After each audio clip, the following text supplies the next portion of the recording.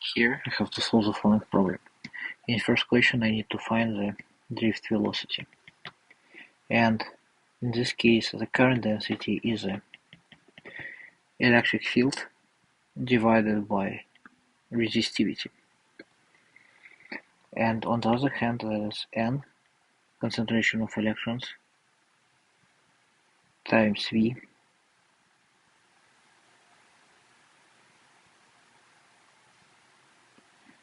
d times the charge. And it means that the drift velocity is E over density and over N.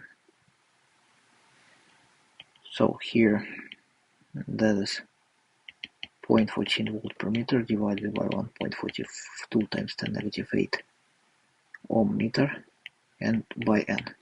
Now let's calculate.